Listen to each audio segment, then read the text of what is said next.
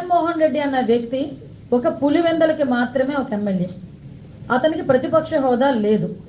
అయినప్పటికీ అతను ఒక ఎక్స్ సీఎం అన్న ఒకే ఒక కారణంతో ఆయన టూర్ ప్రోగ్రాం గురించి మాట్లాడినప్పుడు మేము చాలా క్లియర్గా 1100 మంది, అప్రాక్సిమేట్లీ 1100 మంది పోలీస్ బలగాల్ని డిఎస్పీ స్థాయి నుంచి రోప్ పార్టీస్ వరకు, అంటే ఏపీఎస్పీ బెటాలియన్స్ వరకు దగ్గర 1100 మంది పోలీసులను పెట్టాం. పచ్చ ఛానల్లో కూర్చొని అనితా మేడం గారు చెప్తున్న అనిముత్యాలను విన్నారు కదా.